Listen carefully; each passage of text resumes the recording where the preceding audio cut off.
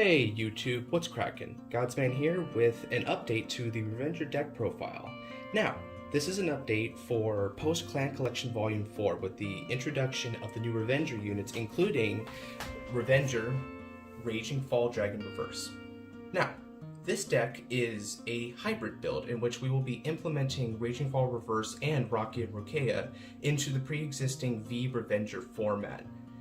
And with regards to this, we are going to be having more than just a deck profile. If you'll notice, this is a very long video, and that's because this is more of an introduction, if not a outright discussion and evaluation of the Revenger archetype as a whole. I mean for this to be the video when it comes to understanding how to build this clan and how best to understand this subclan as a whole.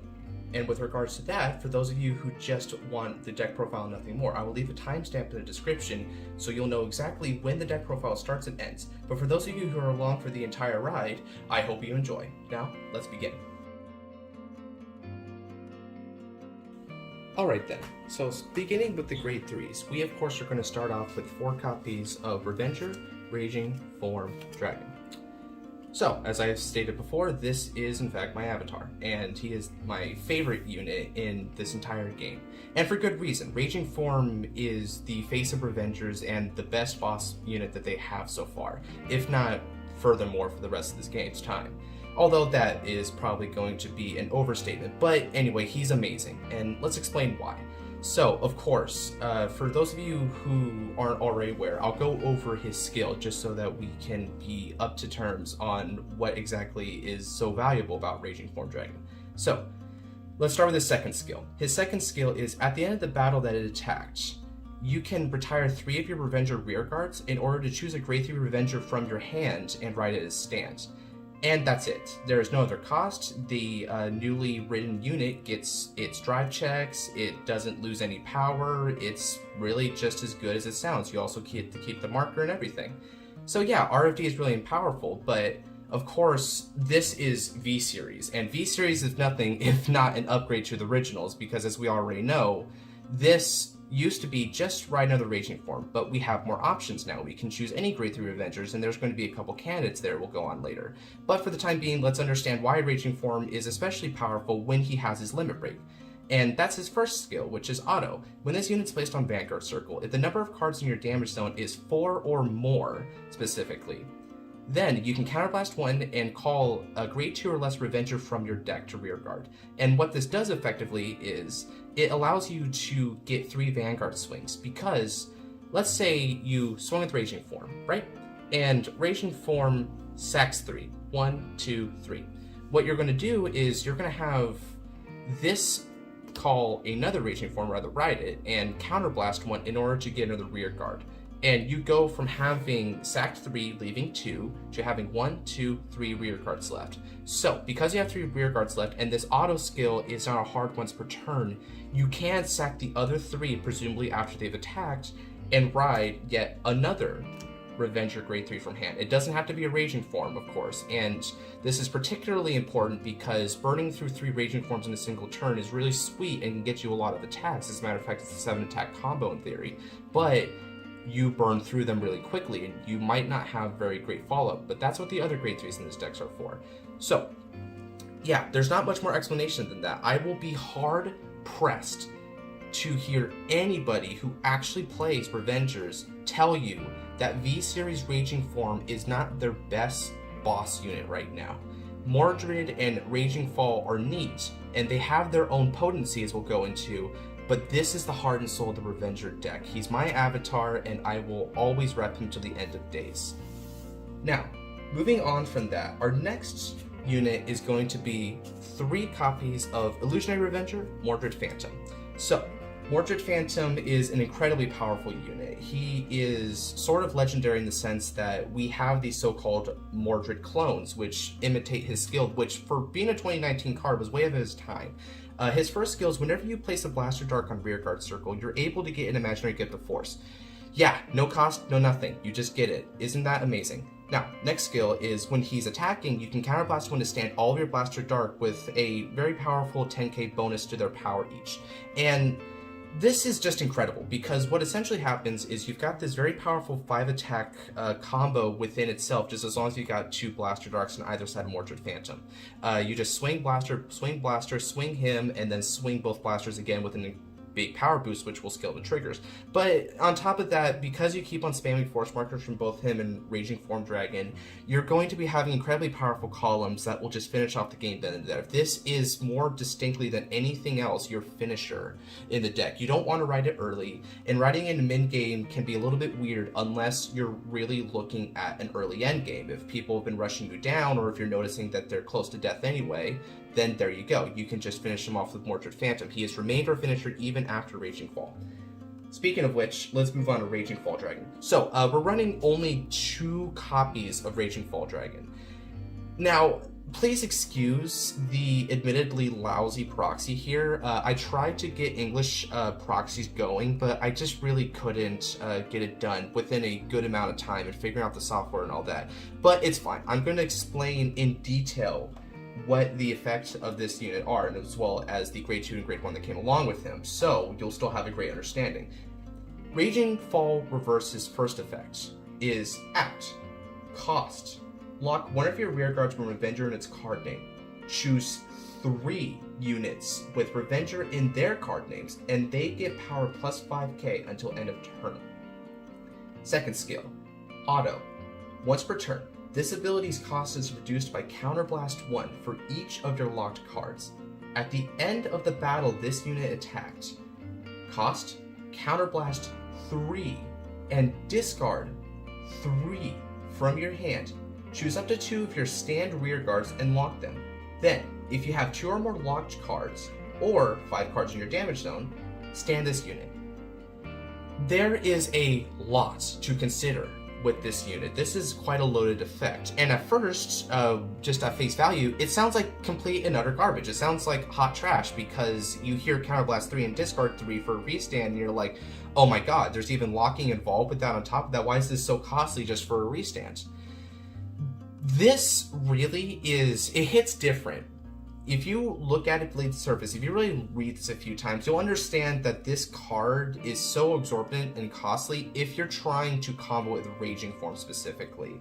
With regards to the synergy with him and Raging Form, you can argue that, okay, Raging Form will sack and ride into this, and then this will Counterblast 3, lock 2 standing rear guards, and discard 3 in order to get an attack, which will, it nets you 3 Vanguard attacks.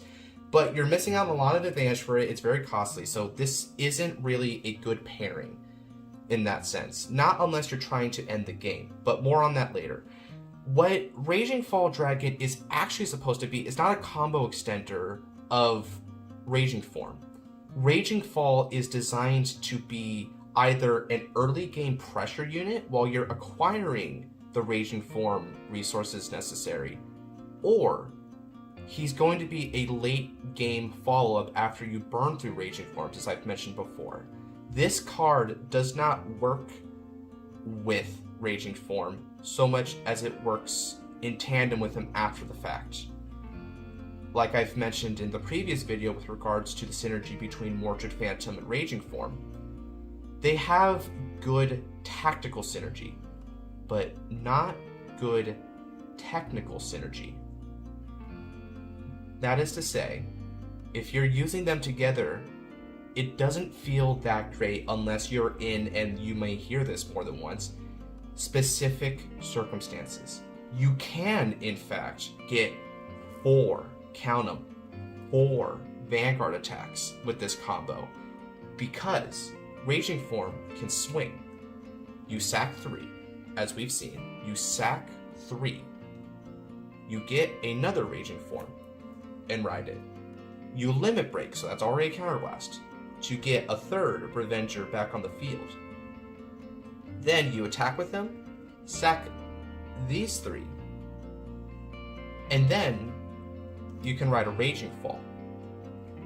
Raging Fall swings, and assuming you haven't hit a heal trigger and you have specifically 5 cards in your damage zone, an ultimate break for you veteran players, then you're able to stand him without having to lock 2 rear guards as a part of the cost. It is still Counterblast 3 and Discard 3, but that nets you a 4th Vanguard attack on the restand.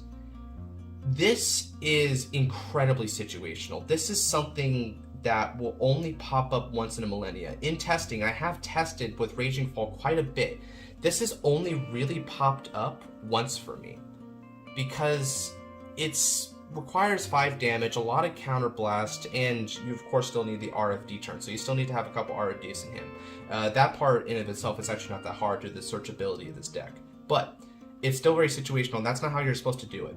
How you're supposed to do it is ride him afterwards, but not use his skill. Then you go on to the next turn, you've burned through some Grade 3 Revengers, and he's just sort of a placeholder. He still allows you to swing and restand and attack again, and you may be like, well, hey, Godsman, that's very expensive, right? You keep on saying it's expensive. Not so much when you're having him as a Vanguard, because what happens then is his main phase skill becomes very important. You can lock a Rearguard Revenger and give it 5k to presumably your front row, but any 3 Revengers will do. It can include the Vanguard, so he'll be very beefy. This isn't a once per turn act skill. You can literally go act, lock, act, lock, act, lock, get 15 to front row or 15 to any 3 units of your choice that aren't locked at that point. And because you have 3 locked cards, what this essentially means is you're going to have no counterblast cost, because the counterblast is reduced by 1 for each of your locked cards, remember? And this also means that you don't have to lock 2 standing rear guards on the restand anymore, because you've already met the condition of having at least 2 or more locked cards. So it's really a Dauntless Drive with a power buff to the front row. And Dauntless Drive is a pretty good unit. He's a pretty cool card, because yeah, it's really just swing, only cost now is pitch 3 to restand, and then swing again with the drive checks. It's sort of a neg 1 if you consider your drive checks to be inherent part of your economy rather than just a +2. But for that, you're still getting a pretty powerful front row swing that in a simplified game state is pretty fine. Because remember, you're locking your cards, you're not retiring them, so they're going to be there unless you're facing a removal clan, like let's say Narukami or Kagero.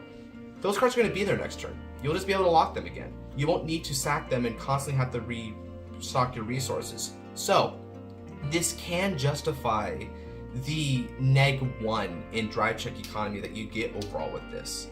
Not to mention that we are running some draw triggers to compensate for that, but more on that later. So yeah, he is a side-graded Vanguard. I mentioned at the Mordred Phantom video last time around that he would be different from Mordred. He wouldn't be better than Mordred and a build centered around him, and this holds true more now than ever in the fact that all 3 of them can in fact work together. You can in fact have Raging Fall, Raging Form, and Mordred Phantom all work in the same deck. This sounds like some harebrained thing. You would think, oh man, this sounds massively inconsistent, Godsman. What the frick are you doing? This is going to be Brick City. It's not Brick City. It's phenomenal. And the reason why is because if you play this deck very intelligently and you understand what you're doing, you're going to come to the realization that having all 3 of these guys in here is not a liability, it's a strength, because now you have a lot more options on what you want to do with your turn. If you want to go ham and really just bust it out, then Raging Form's your best play. If you need to go slower, maybe you're more of against a control deck, maybe you're not exactly having a lot of Grade 3s, or you're not having the Blaster Darks instead of Mordred Phantom, you do not have a setup so much, then Raging Fall becomes your best bet. But if you've got your Blaster Darks and it's more towards the late game, then Mordred Phantom's just going to kill a mother effer. It's going to win right off the bat. And that is where these guys are phenomenal with each other. They round one another out. They don't combo with each other. They work with each other to boost in the balance of this deck. And there's no better way to really explain that than with the combo section that we're going to be going to, as well as explaining the other rear guards that's going to come along to support these 3 beastly units. And with that, let's go ahead and move on to Grade 2. Okay, moving on to the Grade 2 section, we're going to start off with an old friend, the OG Shadow Paladin himself, 4 copies of Blaster Dark. So, Blaster Dark is still, of course, going to be a part of this deck because we have Mordred Phantom in this deck. No surprises there. Why 4 copies? Well, I have explained this last time, and these explanations will still hold true, but just for those who haven't seen my previous video, I'll quickly go over them. Blaster Dark is an essential piece. He's going to be the kind of thing that you will need in order to make Mordred Phantom pop off. The more Blaster Darks you have, the better, because that means more force markers. He's not a Revenger, and that's a downside, but what you get in exchange is a card that is going to be so important for your most potent kill turn, your most potent offense that you can produce with Mordred Phantom. And at the end of the day, it's not really too much of trouble just to hold on to a copy or two in hand. So we need 4 in order to maximize the consistency. Unlike last time, we now have more Revengers to choose from, so in theory, you don't need to run Blaster Dark, and in a pure Raging Fall / Raging Form build, you are not going to be running Blaster Dark, but as long as you've got Mordred Phantom, he's here. You can, in theory, run less copies, but I still like him at 4 because the maximum consistency for Mordred is just phenomenal. It's something that you need to really capitalize on because that card will kill more effectively than anything else. And with regards to that, Blaster Dark does have some pretty neat skills. His first skill, for instance, is whenever he's placed, you can counterblast one to force your opponent to retire a rear guard. For a counterblast, this is a little bit iffy. Your opponent may have a lot of rear guards, and so they just choose the weakest one. But if you're trying to snipe things, and keep in mind, this isn't going to be the only thing that can snipe. There's going to be another unit that can snipe. In terms of sniping things, that is a nice way to add an element of versatility to the deck. The deck doesn't have very much retirement, but retirement can be very crucial under the right circumstances. If your opponent has something that's a very powerful rear guard, something that's been giving them a lot of advantage, maybe it's a very powerful attacker that you can't survive another turn against. Perhaps it's something that's a really big consistency booster, High Class Moth, Skull Witch in the main, things of that nature. Hell, even things like Corvette for the Blue Wave archetype, or in the mirror match, maybe they have something like a Renault that you need to get rid of. Whatever you need to get rid of, you can snipe it with it. It's not your choice, but if they're just leaving it out there and they don't really have any good choices to choose from, they're going to be in a lose-lose situation with it. So I don't use it very often, but it's there. He has the other effect to have a extra drive for the cost of discarding, but it's under the condition that the opponent has no rear guards. This is a grade 2 Vanguard we're talking about here. Your opponent probably didn't field a lot of rear guards. Maybe they fielded 1 if it's a consistency card, or if they just wanted to go for a little bit of an early rush. But again, you CB1 in order to make them retire something, so that directly lends itself into making the other skill very live.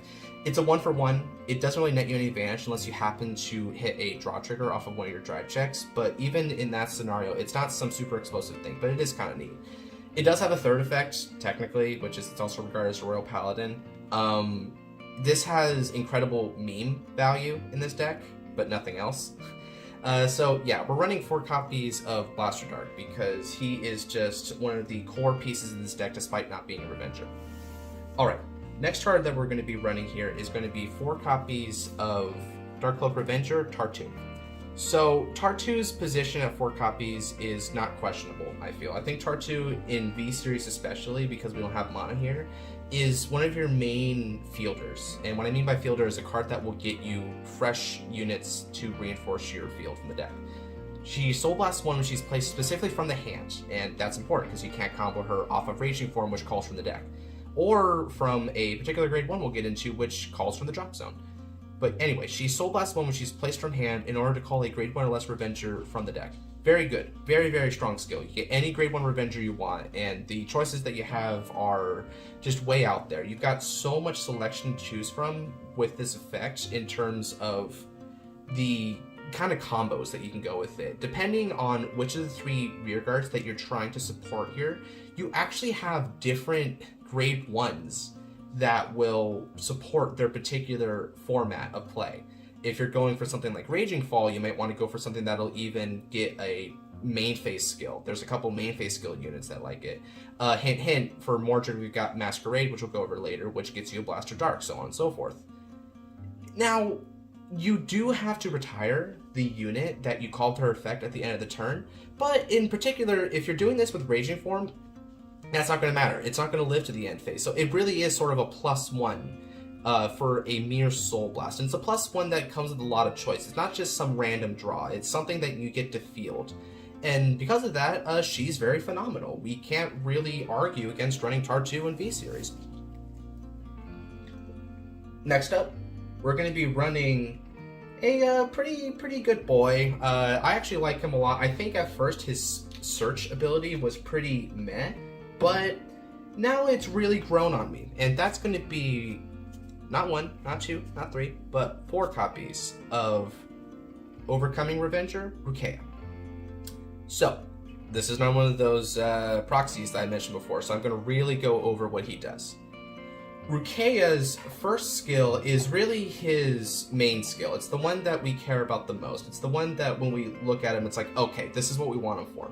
And that is Auto. When this unit is rode upon by your unit with Revenger in its name, all of our grade 3s are Revengers, excluding a certain heal trigger. You choose up to one card with Revenger in its name from the top 3 cards of your deck and add it to your hand, with the stipulation that the card that you add to your hand with this effect off the top 3 has to be a grade that is equal to or lower than your opponent's. So in most circumstances, if you're going first, this means you add a grade 2 or lower Revenger off top 3. If you're going second, you add any Revenger off top 3. And at first I thought that was pretty specific, you know, you could miss with it, it sounds like. But there's another Peep 3 for Revengers in the deck, and that thing is honestly phenomenal. I think it's Jesus in terms of the consistency for this deck, so how can I really fault this card for having a admittedly slight restriction added onto it? It also makes for our best ride target. If you'll notice, both Tar 2 as well as Blaster Dark over here actually has their own sort of restrictions, right? They have their own sort of restrictions and benefits and reasons why they're good vanguards. For instance, she, being a Vanarreer, can get you a unit, which can be something that can help you with early rush. It can be something that can help you get resources. That's her benefit as a vanguard. The benefit as far as Blaster Dark goes is you get the extra drive check to potentially get triggers a lot earlier. If you're trying to dig for a piece in particular, let's say you want to go for Raging Form, you don't have the other Raging Forms though, or you don't have any other grade 3s for that matter, you can use his skill to 1-for-1, but it's a dig, and that's his main use I found as a vanguard. But this one's just the best, because whereas she has to retire the unit that she calls at the end of the turn, and Blaster Dark is essentially a 1-for-1 once you hit a draw trigger again, this is a +1. It's really a +1, and it's a +1 that doesn't have any cost behind it. It's just a condition that's fairly simple to fulfill. So he is our best ride target. The second skill of Rukea is not really very bombastic, but it's neat under the right circumstances because I'm all about making those good numbers, those good columns. And his second skill is continuous. If a grade 1 rearguard with Revenger in the same column as him, he gets +5k power. They can a 15k swinger, and 15k swinger boosted by presumably an 8k makes it 23. That's a magic number. That's a very, very good number because you're now demanding any base power vanguard to give at least 15k shield. So yeah, we're pressuring for those little bit of extra shields, and that's a cool effect. Overall, running 4 is not necessarily the brightest idea. You'll notice that I had to compromise some grade 1 positions in order to make up for all these great grade 2s we have. But you can cut him down to 3 copies in theory. I want him at 4 because he's the best ride target. I think riding him is oh so important, and he's also just a great grade 2 if you're just trying to go for basic offense. He's technically the strongest grade 2 in terms of what his power line can be, and it's also very easy to fulfill that. Another card that was a pretty strong power line previously, and as you'll notice the theme, he's also a great vanguard, is 2 copies of Masquerade. Used to be 3, but we had to make some choices, and I chose Masquerade. So what does Masquerade do, and why is he good at it? On Vanarreer, when he's placed, you're able to peep top 7. This is automatic. You have to peep top 7 because there's no cost outline for this. You peep top 7 and add either a Mordred or a Blaster Dark. If you add a Mordred or a Blaster Dark, then you're able to add it to your hand, but with the price that you have to retire another rearguard of the field. Here's the thing. This is cheeky. Let's say you wrote this as a vanguard. This isn't a cost really, it's just a stipulation of the effect. It's more of a downside than anything, but it's not technically a cost. You don't need to retire in order to initiate the skill. Why that's important is, if you ride him as a vanguard and you have no rear guards, and you do add the Mordred or the Blaster Dark and add it to your hand, you do not need to retire a rear guard because you do not have any, but it wasn't a cost to activate this effect. So you only resolve as much of the effect as you can, which in this case is just the search. It's just the benefit. So he's also a +1. His +1 is sort of contentious in comparison. It demands you to not have a rear guard out there, which there are a particular time, like with this. It's sort of weird to really point it out, but let's just say that Okay, but it's still just weird, because here's the thing. What you can do with him is you can call him out and retire himself as a rear guard. But if you call him out as a vanguard, then what initially happens is you're able to get the search without the cost. And what the search without the cost does is a +1, but it's a search that is a little bit weird, because the search is a peep 7 but for 2 particular cards. It's sort of like the grade 1 ride chain like effect, if you've seen examples like Scout of Darkness Mortimer or the new Military Raptor Sergeant. But because it's 2 particular cards, you're not always going to see in the top 7. So is this more consistent or less consistent compared to something like Rukeia? And my answer to that is I think that Rukeia is a little bit more consistent, because your Revenger targets are a lot more vast and plentiful. So even if it's only a peep 3, you're just going to see a Revenger. You even have a critical trigger that's a Revenger. You're going to see it. Whereas with this one, it's more of a hit or miss. And so, yeah, I would say that he is arguably the second best ride target if you haven't invested anything to the field, because it's a straight up +1 if it hits. As for his second skill, also like Rukeia, he does have the ability to hit a little bit bigger. If he's attacking a Vanguard, then you get +3k. That makes him a 13. It means that he can swing at a Vanguard by himself. That's very nice.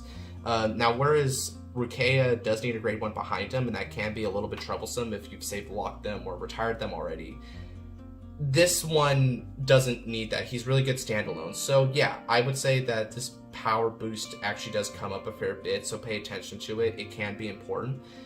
And so yeah, overall, Nullity Masquerade at 2 copies, pretty good. You can bump up to 3 if you find that you're not getting your Blaster Darks, but hey, that's up to you. Time for the grade 1s. So, as we already see, we're going to start with 4 copies of Dark Armor Revenger Renault. He was, without a doubt, the best grade 1 that Revengers had. And I still believe he's probably the best grade 1 that Revengers had. But I'm happy to report that now, Renault, unlike last time, is no longer the only good ride target, potentially. As a matter of fact, there's a card that's a better ride target than him and has a really good rear guard effect. But let's not detract from Renault. He's amazing. So, first effect. When the attack that he commences, or the attack that he boosted hits, so either he's swinging or the dude that he's boosting swings, hits a Vanguard specifically, and note, you have to hit the Vanguard. Don't do this on a rear guard, you won't get the skill. It's very sad days if you do that. But anyway, if it hits, you peep top 3 and you get a Revenger. Unlike Rukeia, you don't have a grade restriction for it. You just get a Revenger. You bottom deck the other 2 though. And bottom decking is important because if you shuffle, then you're going to change the RNG of it. If you bot deck, let's say 2 normal units, then you might be fine with that. If you bot deck 2 triggers, then yeah, it sucks, but you have to deal with it because that's how the effect works. You have to bot deck them. So for better or for worse, that's what you do. The second effect is when it's retired from rearguard due to your ability, not just any ability, your card ability. You Soul Blast one and your opponent has to choose a rearguard to retire, just like Blaster Dark. So this is what I meant when I said there's another rearguard that has the sort of Blaster Dark skill for removal. He is incredible. He is such a great pressure piece because whenever you boost with him, or hell, you can even have him up front as an attacker on a force marker, but whenever you boost with him, essentially, you get a +1 if they let it hit. And if they don't let it hit, if they use up a guard, then you're making them use up guards. So if you say have 2 or heck, even 3 Renaults boosting from behind, then you've essentially forced your opponent in a situation where they're going to have to guard so much just to stop the consistency. It's very much like the proverb, if you knock at the door, you're going to get an answer eventually. Your opponent can only stop this for so long. Now, because of the nature of this deck being such that it retires its rear guards, you're not going to have this ad infinitum. You're going to end up sacking your Renaults unless you really prioritize the searching, and that's completely fine. You don't need the searching for every turn. You only need to get your pieces together, and this is very good at getting pieces together. And a lot of your pieces are somewhat interchangeable in what they can do. You just need some front row good rear guards, some back row good rear guards, stuff that's sacking, stuff that gets you your grade 3s themselves, whatnot. Whatever you get, it's good. So, Renault is just an all-purpose pressure unit that gives you consistency out the wazoo. I think in terms of consistency, this is the biggest boost that Revengers has to date. This is just your best consistency piece because it can get you the most free cards out of any one of your units. So yeah, we love Renault. He's basically unchallenged as a 4-copy card, especially in V series. We just don't go without Renal. It's so good. Now then, moving on from Renal, we're going to go to the next card, the new Grade 1, which is Rakia. Rakia, or rather, I should say his full name, which is Self-Control Revenger Rakia, is our main ride target now. Whereas Renal technically could be a ride target because it has its attack and boost skill being a Vanna rear skill. That's really only effective if you're going second. And even then, I wouldn't want to use my boy Renal as a rear guard, or actually rather as a vanguard, because the problem is that then he's doomed to go to the soul afterwards. You're not going to be able to use him anymore, and you just really want to spam his on-hit pressure. So yeah, you only get one use out of him, whereas the rear guard you get multiple use. This guy's different. So he has an effect from the soul. Keep in mind, this isn't a Rotopon skill. This is specifically an effect from the soul that states that when your Grade 3 unit with Revenger in its card name is placed on Vanguard Circle by riding from a Grade 2, so very clear timing there. It's when you ride from Grade 2 to 3 with one of your Grade 3 Revengers, which is any of them. Call a Grade 1 with Revenger from your deck as rest. As rest is the thing. You don't call them as standing, but even if they're rested, they're still pretty good. He has another skill though, which is Act on Rearguard, which is you cost Soul Blast 2 in order to choose a Grade 2 with Revenger in its name from the drop zone and call it to your rearguard in the same column as him. So you can probably see the intention behind this, which is that you Soul Blast 2, including whatever your Grade 2 ride target is, which was presumably Rakia, right? And what you do with that is now you've Soul Blasted 2 to call Rakia from the drop zone to the same column as him, which makes Rakia's 5k buff for having a Grade 1 behind him live. They're sort of like Legion mates, sort of how Doran and Claudius are pseudo Legion mates without technically being Legion mates. You can even see in the artwork. This really just perpetuates the theme that there is a big idea on pairs in the Revenger clan. You have pairs that go together. Some examples of this is you have Mordred as well as Bastardark being a pair. You have the pairing of Raging Form and Raging Fall sort of as a pair, although that's more of a duality. You have a Masquerade that's coming up. That's a Grade 1 that pairs up with Grade 2 Masquerade. You have just lots and lots of different examples of these pairings coming up. And this is just another one. So Soul Blast 2 is a pretty big cost, but you've only got 2 Soul Blasters in this deck, essentially. You've got this and Tar 2, and as you're rewriting, you're going to be building up your soul with a bunch of your Grade 3 ride targets. That's pretty good then. You're actually utilizing the soul in a way that actually makes it pretty good. You're getting a +1 from the drop. The drop zone is something that's not very accessible to Revengers. We're not Grand Blue here. We are more big on calling from the deck, but there's 2 problems with that. One is you run yourself closer to deck out, so if you have no more targets left in deck, it's going to hurt. On top of that, because of the fact that you're running yourself close to deck out and you may not always have targets in the deck, sometimes skills like this can whiff. For instance, to bring up Tar 2 again, Tar 2 may not always have a Grade 1 or less Revenger in the deck to call. As insane as that sounds, it happens. This is not restricted by that, because calling from the drop means as soon as you've got one of these fellas in the drop, that's it. This skill will always have at least 1 target for it. And that means that in the long game, where you have built up a lot of those soul units from the rewrites, and the fact that you've built up a lot of drop zone because of all the discarding and all of the retiring, Rakia just becomes better and better in the late game. He is really good. And the fact that it's a main phase skill means that you can, in fact, use this effect before you head in the battle and sack him, or you can even use this effect before using the main phase skill of Raging Fall and locking him afterwards, as was probably intended since these guys came out in the same set. So overall, yeah, best ride target, really good recovery. He's a 4F for that reason. I don't think we really need to debate so much on running less than 4 Rakia for that reason. And yeah, we have so much to love about him and not really much to hate. The final card in our Grade 1 repertoire is going to be a duo of Grade 1 Masquerade. So, Grade 1 Masquerade, I wasn't so hot on him before, but I've sort of changed my feelings afterwards. And the reason why I've changed my feelings is something I'll outline when I'm reading his effect. So, to start with Grade 1 Masquerade, what's his effect? His effect is to start with an act effect, which is that you counterblast one and move him into soul. When you do that, you're able to call Blaster Dark from your drop zone to the field with plus 5k. So again, we see a theme of being able to get a little bit of drop zone recursion, which just ups the versatility of the deck.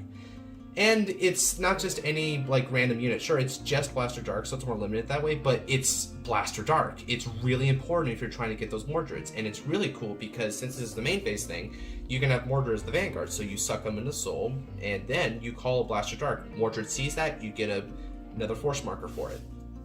So there's a lot of synergy there. His other skill is that when he's boosting, he gets 3k. This is only useful if you're boosting a card that has a power line of, let's say, 13.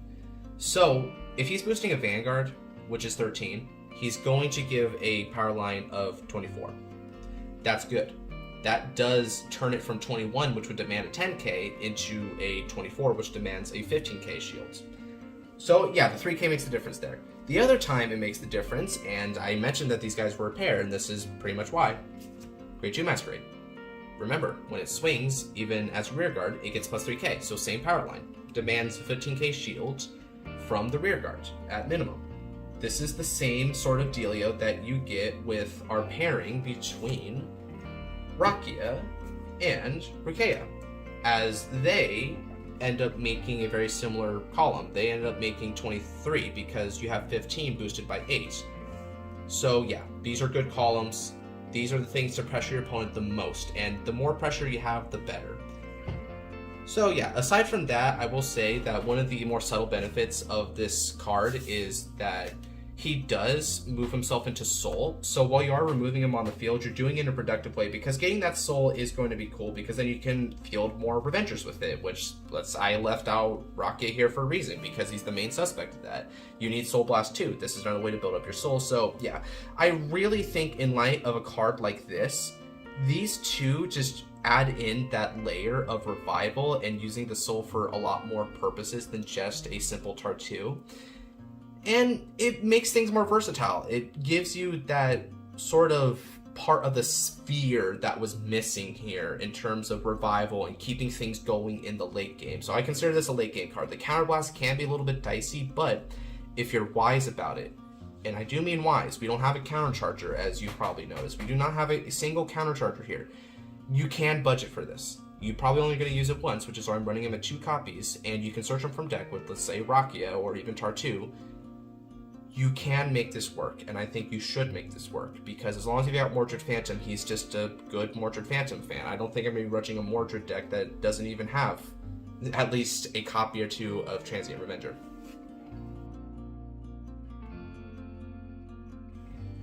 On to triggers. Now, starting out, we have, to absolutely no one's surprise, 4 copies of the PG, Darkshire Blackguard. I think that this just doesn't really need much discussion. I'm not going to be sassy about it and criticize people who use the Critical Sentinel like I did last time. I will admit that was a little bit rude. But just to be quite frank, you're going to have cards in hand, you're going to be gaining advantage, and you don't want to get sacked by very big power lines. This is just really good. Plus, the draw trigger particularly is going to be more useful because you can run into some minuses with Raging Fall, in a sense, so this will help replenish Raging Fall, and I really value that more than anything. So if anything, Maclear has become more of a solidified choice than he was before. The next card on our repertoire is going to be some critical triggers. And actually a couple draw triggers while we're at it. So we've got 1, 2, 3, and 4 Grim Revenger. And paired up with 4 Grim Revenger, we've got 2 copies of Deathfeather Eagle and 2 copies of Howl Owl. This a little bit unconventional trigger lineup has remained since my previous Revenger video, and it's for the same basic reasons. Grim Revenger, mandatory 4-up because it has Revenger in the name. So in a simplified game state, or in a game state where you've basically ran through your grade 1s, we've only got 10 of them. you're going to end up having to call a Great Zero instead with something like Tar 2 if you really, really, really need it. There's even situations where you don't have a lot of Revengers in hand, but you want to fuel that Raging Form, or you want to have a lock target for Raging Fall. And so calling down this does feel bad, but you've got to do what you got to do. The fact that it's even there as a potential line of play immediately bolsters him above any other trigger. And the fact that he's a critical is fine. It's not like he's a freaking front trigger, which you can't even run a Shadow Paladin. It's not an Excel clan, but imagine if it was a front trigger, then even then you would still have to run him, and you'd probably just base a little bit more of your attack patterns around that.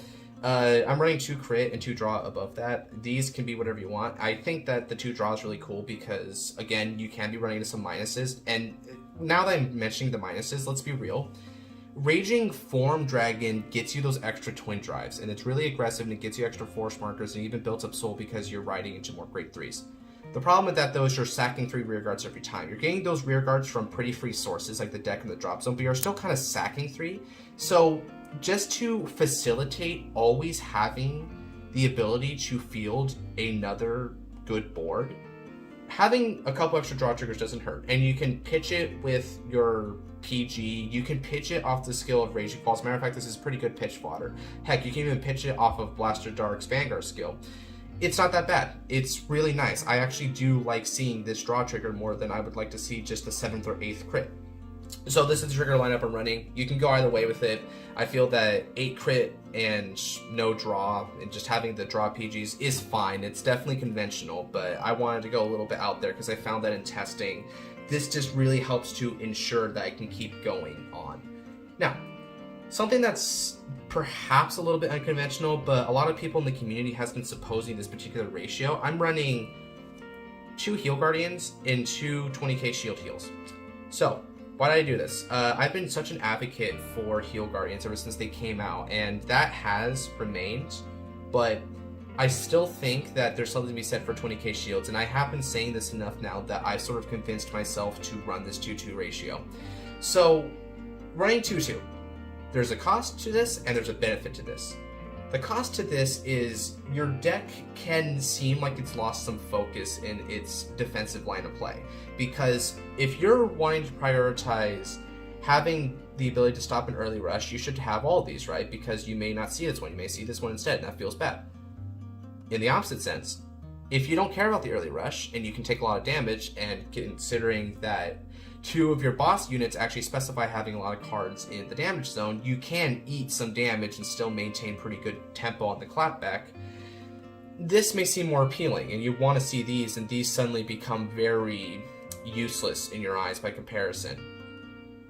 The thing is, with this hybrid build that I've come up with, I am prioritizing more than anything else the variety and versatility of the deck. This deck needs to be versatile. It needs its options more than anything. This gives you options. If you're playing against a deck that's very aggressive and it'll kill you very quickly, we've got Astropose, we've got Hamiel dot deck, we've got Draconic Overlord the Cross for those who still play that. This is better. If you're playing that, hold on to these. You can hold on to this. This is an essential tactic of Revengers, as I'll go into later. An essential tactic, because you've got a lot of pieces, you hold on to what you need and you use up what you don't need so much. Hold on to what you want in order to survive. Hold on to this 20k shield for when that's important. Some examples of when this is important. I've said this before and I'll say this again. Glory Maelstrom. 20k shields are going to really help with that power line. If you're playing against Volca guilds, which are coming for 30 and a crit, this will let you guard for 1 card. And other such things. 20k shield will help. So, by being able to see both of these, there is another more subtle benefit, which is you keep your opponent guessing. Your opponent may see one of these heal guards early on, but they don't see this. They get a little bit comfortable with that. They start to try to base a little bit of their offensive strategy around that. And then suddenly, bam, you've got a 20k shield out there and like, uh-oh, he's running half and half. And suddenly you shut down something that they thought was going to potentially go through for easier amounts of like guard on your hand, right? You would have to use 2 guards, but now you only need to use 1. that's really good. The element of surprise is there. On the other hand, they may see that you early check something like this and like, oh, I can rush him down. He's only running these late game heal triggers, and then you have one of these in the hand anyway, and it's like sad days. They've invested. That's even a worse scenario for them because they've invested a lot that they didn't have to, and you can go ham on that. You can start attacking the rears. You can even start sniping it with a la Blaster Dark or Bernal. So yeah, running 2 and 2 has the surprise factor. I really like that a lot, but more than anything, I just wanted to have choices. And so I'm running 2 and 2 right now, and this ratio has worked out very well for me. I've noticed that these pop up when they need to pop up most of the time. Sometimes they don't, but when you think about it, even if you ran 4 of a particular heal trigger, that doesn't ensure that it would pop up when you need it anyway. So this seemed like it had a lot more of an upside to the cost-benefit relationship. Okay, final grade 2, it's the same as always, running 1 copy of good old Crisis Revenger Fritz. Any V-Starter will do. If you play full bout, I'm totally on board with that. If you want Promising Knight David, or if you want Drag Prince Root, yes, I do in fact know all the V-Series starter names by heart. For Shadow Paladin, I am a fan. Any of them are fine. I just chose this because it has Revenger in the name. Does that mean anything? Probably not. Probably not. Not unless you, for whatever reason, have it shuffled back into the deck. Then you can call it off a Tar2. So I guess just even for that so fringe 0.01% possibility thing, that does make him objectively the best because of the name. So, and aside from that, artwork's pretty cool. I do like the Revenger aesthetic quite a lot, the red keeps and everything. So yeah, you really can't go wrong with running Fritz. So yeah, please do run him. Alright fellas, so next up, let's go on to a section that is a first, which is alternative card choices. And this is a really important section because I feel that with regards to a deck like this one with Revengers and the fact that I'm running all 3 of its boss units, it is essentially a hybrid deck, and hybrids aren't always to people's forte. They like particular play styles over others. You may be a person who really loves the Mordred Phantom kill turn, but find Raging Form just to be, like, really much more predicated on the kill turn with Mordred, and Raging Fall has nothing to do with that. Alternatively, you could say that Raging Fall and Raging Form really do go together, and having to use Blaster Darks is really inconvenient because, again, he's not a Revenger, and you really just want that consistency, not needing to add particular pieces to your advantage. And so you may cut out Mordred Phantom instead.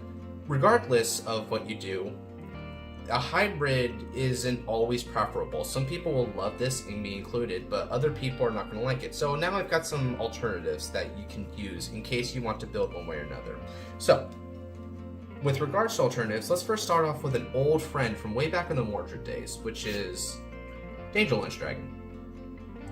Now, Danger Lunge, what's he good for? Okay, and so what he does is that on Vanguard or Rearguard Circle, you're able to, when it attacks, Soul Blast a grade 3 in order to grant Danger Lunge Dragon 10k power, a crit, and a Sentinel Guard restrict. Your opponent cannot use Sentinels to guard this. The condition being that if you have 3 or more force markers, not in his circle, just 3 or more force markers. This is really, really powerful in later stages of the games. 3 force markers is like, ooh, but keep in mind, your force markers are really easy to achieve because your friend's Raging Form and Mordred Phantom are spamming them out with the extra rewrites and getting Blaster Darks in the fields. So 3 or more force markers is really cool. It's really easy, and it just sort of tells you how you're supposed to use this, which is you stack a lot of force markers on a rearguard circle, you call him to it, and then suddenly he's swinging for, at minimum, probably, if you've got 3 force markers on him, at minimum 43 with the extra crit and the Sentinel restrict. That's dangerous. Your opponent is going to really be concerned by that. He does have another skill, just quickly, which is that when he's placed on Vanguard Circle, you can Soul Blast in order to add a grade 2 from your drop zone back to your hand. So if you do run Danger Lunge, then he is another ride target. He's not very good, but I guess adding back a grade 2 from the drop is neat, but as a grade 3 Vanguard effect, it's not that great. Really, it's only cool to the extent that it's also got his main effect as a Vanguard Circle, so he can be the kind of thing where you just ride him in order to finish an opponent off with his being a Vanguard. Why is that great? Well, let's be frank. if you've got a lot of force markers on your Vanguard circle, which as we go into the combos and lines of play, that can happen. And that means that him wanting a lot of force markers in order to make the most of his effects means that you're going to need him as a Vanguard for that situation. And plus, when you're riding him over presumably another grade 3, you do make his Soul Blast of a grade 3 online. As a matter of fact, his Soul Blast of grade 3 may sound a little bit iffy at first, but again, you're rewriting a lot. You're writing into Raging Form, which goes into another Raging Form, or into a Mordred, or into a Raging Fall. You've got a lot of grade 3s in your soul in the game. So yeah, this is super consistent. It's more consistent than it's ever been. And it's just as dangerous as it was. Because yeah, if we like Hamiel, then the Shadow Paladin equivalent to Hamiel, although albeit it's a little bit more balanced, not quite as unfair due to its interaction with the clan itself, because Angel Feather was kind of busted with Hamiel, but this one not so much. It's not busted, but it's really powerful. If you run Danger Lunch though, here's the thing. He's a grade 3. You're already running 9 grade 3s in the hybrid build, so you're probably going to exchange them out for either Raging Fall or Mordred Phantom. So if you do that, then yeah, you're losing some other line of play, and he's more of a supplement to whatever side of the Revenger camp you decided to strengthen your position on. If you wanted to go for the Mordred late game, then yeah, you take out Raging Falls and you put in like a couple copies of him. If you wanted to do Raging Fall more though, if you felt that having that sort of Dauntless effect and buffing up the like front row is nice and easy and just really good to fulfill, then yeah, you can have a couple copies of Danger Lunch out there in the front row, and that way he'll be the recipient of all your triggers with your restanding Vanguards like drive checks. Now, he's not a Revenger. You can't retire it with Raging Form. You can't actually lock it with Raging Fall, and you can't give it a buff with Raging Fall, because Raging Fall only gives buffs to 3 of your units with Revenger in their name. So his synergy is limited, but if you want a finisher on the rearguard circle, then yeah, he's a good rearguard finisher. So that's why I'm going to throw him up to bat as a good suggestion. I am glad that I kept my word by not putting these guys into my new Revenger deck list, but I think they still deserve an honorable mention, which is the duo of Claudius and Dorn. So, this duo, they were pretty average, pretty alright. I still think that they're okay, and I of course did put them into the final product of my list, so that kind of tells you where they fall within the totem pole, but they're still decent depending on what you're doing. So for reference, these guys really like each other, and they have a basic effect that's strengthened by having the copy of the other person, their partner, so to speak, on the rearguard or vanguard circle. So let's go into that. So yeah, Dorn, when placed on a rearguard circle, lets you counterblast 1 and soul blast 1 to give him plus 10k. But then if you happen to have a Claudius out there, you get the draw, which, to be fair, is probably the more valuable part of the effect, is getting that draw, because it is a plus 1. Claudius, on the other hand, his basic effect is that you counterblast 1 and suck him into soul, so very much like Transient Revenger, in order to get a draw. But if you have a Dorant, then you get to countercharge it back, so it's essentially just a suck him up into soul in order to draw a card. That's pretty cool. It's not that great, it's very average, because with Claudius in particular, it's a 1-for-1, but with Dorant, you actually do get a +1 off of it, but you counterblast and soul blast for it, so you're burning the candle on both ends with your 2 main resources, and so I don't like that. But yeah, these guys are pretty cool if you're trying to go specifically for the combination of Raging Fall with Raging Form, because then you're not running Blaster Darks and you're not running Transient Revengers. So your 1-for-1 inclusion here would be swapping out your 4 Blaster Darks for 4 of your Dorans, and then having a couple Claudiuses switch out your Transient Revengers. As a matter of fact, you would even swap out your 2 Masquerades that are grade 2 and actually put in 2 more copies of Claudius, which means that in total you have 4 of each of these fellas. So you removed 8 in order to have 8 here. That's pretty good numbers. That's pretty cool. It does give you more Revengers. That's the upside, and that's the reason why you would do that, because, again, Raging Fall doesn't give 2 craps about Blaster Dark at all. But there's also something else to be said for the fact that if you're locking 1 or both of these fellas, then when they unlock at the end, it still allows Claudius to suck up into soul in order to draw the card, because keep in mind, Claudius specifies that this effect is at the end of the turn. If you have Dorant, you get the full benefit, right? it doesn't happen during battle, it doesn't happen during main, it happens specifically during end. And because unlocks occur at the beginning of your end step, that means that it's still in the nick of time for Claudius to resolve his effects. So yeah, there is synergy there. I would really recommend using these guys if you're not running Mordred Phantom. And whereas Danger Lunge is more of a replacement for Raging Fall if you're not running Raging Fall, so that's where you can transition them. If you're really looking for a good time with Mordred Phantom, you just want to go ham with him. You're just like, look, this guy may have been the first Revenger boss for V-Series, but he's like the best God's Man. I don't care about RFD. Then you can be that guy and run two copies of Dumphood, 1 copy of Dumphood, 4 copies of Dumphood. I don't know how many Dumphood you want. It's your choice. Dumphood, his main effect is that you Soul Blast one and retire him to add a Blaster Dark directly from deck to hand. You don't like look at any top number of cards, you just add them straight up. So it's a Soul Blast to make him Blaster Dark. Yeah, really good consistency piece. If you want Blaster Darks, then he's a Blaster Dark on demand, and that's really where his usefulness begins and where it ends. I don't run him because I feel that having 4 Blaster Darks and also having Nullity Revenger go add Blaster Darks is already enough of a consistency to at least get a couple Blaster Darks.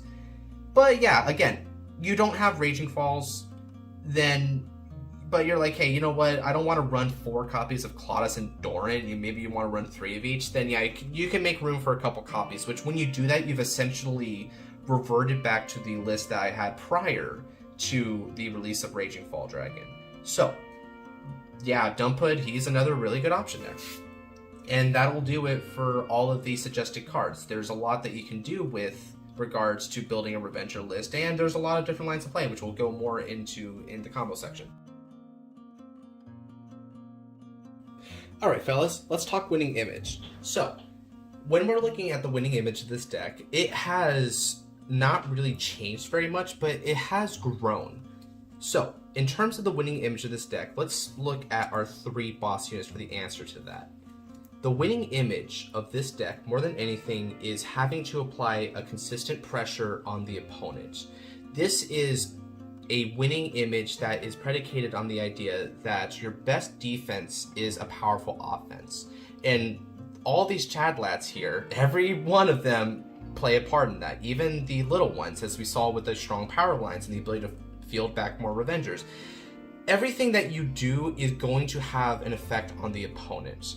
It doesn't matter how you really do it so much as long as you're doing it. That's the philosophy of this deck. If you're trying to go for multi-attack with Raging Form, if you're trying to go for the marker spam of Mordred, if you're trying to go with the strong power lines and dauntless-like effect of Raging Fall, you really are always going to bring it to the opponent. No matter what the game state is, you have a way to clap back.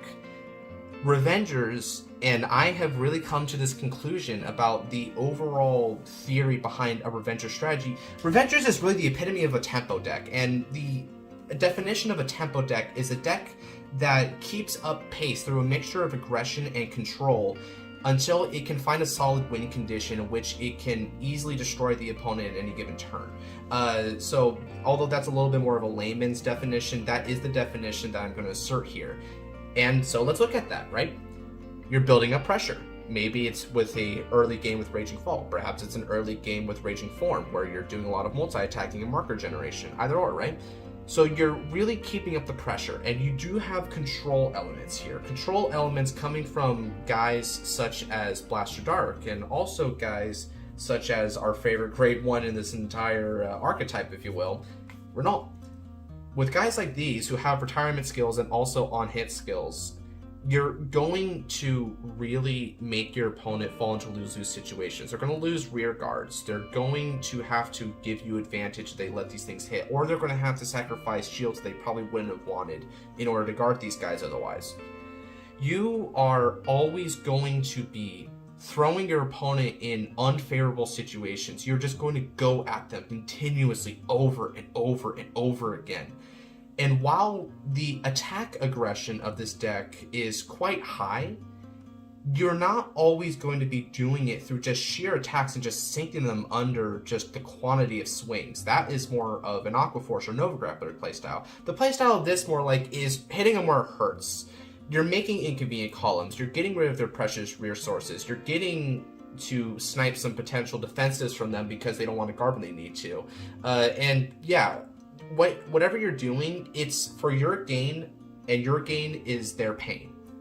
So, with this winning image in mind, let's consider how you go about your turns. A very important element of the winning image is deciding, okay, what line of play, a la which vanguard, am I going to commit to? Now, you have the knowledge that these guys are all aggressive in their own way, but they're aggressive in different ways. With the effect of Raging Form, you're going to be retiring rear guards to get extra re-ride swings. The re-ride means that you're using up a card in hand, technically, but in exchange, you're getting an extra marker for that attack, and it's a Vanguard attack. The benefit of Mordred here in all of this is that Mordred doesn't really require that. Mordred is extra 2 attacks, but these attacks are rearguard attacks that are beefy, not vanguard attacks. You're not getting extra drive checks, so this can be good or bad. If you're noticing that you do not have a lot of triggers left in deck, maybe you've drawn in them or drive checked a lot of them already, Mordred is really good because he doesn't really care about the triggers so much. He makes so much power and multi-attack by himself with just having to stand up both Blaster Darks. That's an easy 5-attack combo, whereas Raging Form can get you more attacks essentially. He is the most aggressive one because his number of attacks can rise to like 7. Because, and we'll go over this more in the combo, the mixture of his Limit Break and the ability to rewrite extra copies does engage the most aggressive thing, but at the same time it's also the most costly because you're having to constantly sack your own rear guards. And by sacking your own rear guards, you do have to burn the candle on the other end and try to fill the back next turn, but that's why we now run something such as good old Raging Fall. If you don't have a lot of rear guards to give, Raging Fall's great. You don't have Blaster Darks, Raging Fall's great. If it's the super late game and you've already burned a lot of your resources, Raging Fall's great. Raging Fall is the very definition of continuing a high-speed game, but with just actually, you know what? No definition. Raging Fall is the very definition of what a late game card can look like, because he really can play under simplified game state. Someone has mentioned in the comments of a particular video that I can't quite recall off the top of my head. He once mentioned that this discard 3 is really punishing and it can really restrict what you can do. That's not necessarily true. See, even in the most simple game state, let's say you just had your field, right? But you only had the card that you got from a draw for turn. So you had 0 cards in hand. You said, "No, if you have 0 cards in hand, this can't work." Yes, it can. You draw for turn.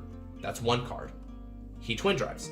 2, 3. So that's 3 cards. You get to pitch those 3 cards and then go again. So even something as scary as a 0 card hand, assuming you still have the draw for turn, can still result in an extra swing. So he's ironically the most conditional and the least conditional of your vanguards depending on what you're going for. And so he rounds out the weaknesses of this deck, which was beforehand, it was very piece reliant, and if it burned through its resources quickly, it can't do much. He solves most of those problems. He doesn't require any more counterblasts, it's just simple discards. And he gets you a second swing that also buffs up the front row. And on top of that, because he just requires you to lock any Revengers and also just buffs up Revengers as easy as that, and doesn't care what he discards, he's somewhat easy to fulfill because now you don't have to constantly fill back his resources. Whatever locked came back earlier, so boom, you just do it again, turn after turn after turn. If you don't have Mordred set up, unfortunately, then yeah, this is going to be your best choice after Raging Form. So that's the winning image, is to always stick it to the opponent. And you stick it to the opponent with any of these 3 fellas, and these 3 fellas are predicated on the different situations that are presented before them. Early game aggression with Raging Form is preferable. Late game kill turn with Mordred is great, and if nothing else, you've always got Raging Fall Dragon to continue the assault no matter what. Alright, time for combos. So, Let's start off with one of the best combos this deck can produce, which is the 7 attack turn with Raging Form Dragon. So, and just to mention, most of these, a couple of these combos are going to be familiar from the other deck profile, but the third one is going to be a Raging Fall Dragon turn. And so outlining that is probably going to be the new content, so to speak. But these first two combos are going to be repeats, more or less, of the old version. So if you want to just skip to that part, then by all means do so.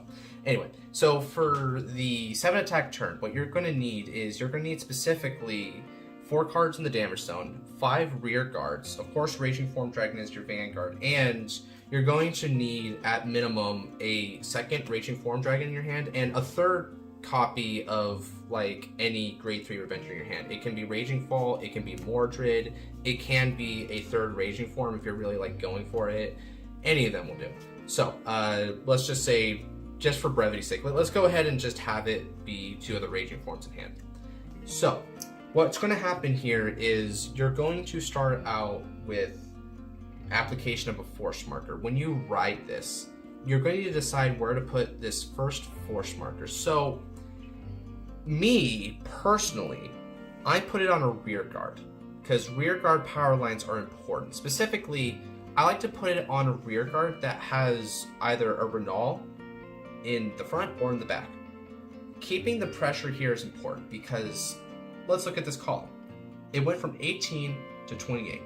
What's important about that is now that when you swing with this column first, your opponent's going to have to guard for 20. Or, if they decide not to, you're going to get a search off the top 3. You're making them have to lose either a guard or giving you a resource. This is the lose-lose situation that Revengers really predicate their strategy on, in my opinion. So yeah, we start off with this attack. If you've got a Renal, you start off with it. If you've got a second Renal, again, these won't last very long doing this, but you don't need them to last very long. They do their job. So, you swing with the Vanguard next. Keep in mind, after you're done with that, you're going to have 3 rested rear guards. So then you're going to go ahead and just get your Twin Drive, which is whatever 2 cards. And you retire 3.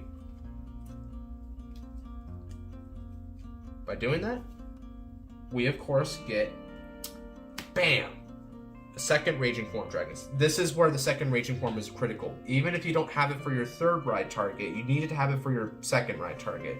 Because Raging Form's Limit Break now takes effect, you counterblast 1 in order to call a grade 2 or less Revenger from the deck when he's placed on Vanguard Circle.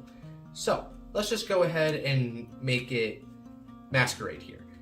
If you have nothing in this column and it's just Masquerade, which oftentimes with this particular attack pattern, you'll notice I went rear, van, and then called a new rear, you won't have anything. Masquerade becomes your most powerful grade 1 at that point because, grade 2, because he's a 13k attacker, which is now a 23k attacker because of the force mark. You get over defensives that way. You're keeping up the pressure. They're always going to ask for a guard from your opponent of some sort, unless they want to take a damage, in which case that's its own sort of pressure, right? So, this is good. If you do happen to have, or whatever, if your attack combo is a little bit different, you do have a grade 1, then you can opt to try and go for good old Rakia instead, as he is a 15k attacker, but this normally doesn't happen, so yeah, fair play. This is the best call target you've got, even after Rakia. So, with that in mind, we're back to 3. So now we're just going to go ahead and swing. This is a little bit of a weaker column. If your opponent happened to take and they got a defensive trigger, then you might end up swinging on rear guard with this one. But assuming that they didn't, then there you go. You're still able to ask them for a 10k guard. This is swinging, and then this swings. Again, you keep the Twin Drive. And after that, you get to re-ride for a 3rd time. Let's just say boom. Okay, so this is where it gets a good question, right? If you'll notice, I didn't put a second force marker when I got the rewrite the first time around. I did that on purpose because this is where you make your decision. Now that these guys are gone, you could say that having 2 force markers on the Vanguard Circle is the correct choice, right? You got it from the 2nd ride, you got it from the 3rd ride. But that's really good if you're going for guys like this. After all, he's more of a Vanguard-centric attack style. You're restanding your Vanguard specifically, so this is really beneficial. But he's not your only ride target, right? Let's say, for instance, you went the other way with it, and you decided that you had, a third Raging Form, and let's use him up now. Then, the magic of this is Raging Form gets to Counterblast again, because the Limit Break is still active, in order to call yet another Revenger from the deck. So, that is extra attacks, but here's the linchpin. Your application of force markers can go like this. The second ride was the Vanguard Circle, and the third ride can be to the Rearguard Circle again, in case your opponent's getting defensives, because now you maintain the pressure. Now this is still swing for 30, perhaps 33 if you happen to have Masquerade out there. And this is still 23, so even if they hit like double defensive, you're still able to at least get a trigger to break through that. They decide not to guard it or take a chance. So, in that scenario, you give the force marker over there. If you're riding Mordred, and keep in mind, for the 7 attack combo to work, you will need 3 Raging Forms specifically, because that way you can get the 7th attacker here. But if you want to sacrifice attacks for more setup, or just to go different outfit, or heck, you might not always have 3 Raging Forms. We're not like Jesus when it comes to RNG, right?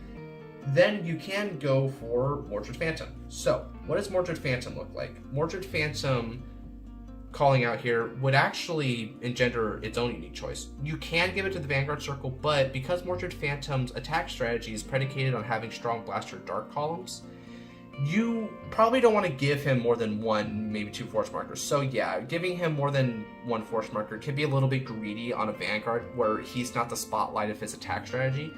Giving it over here is perfectly fine. Giving it over here is perfectly fine, right?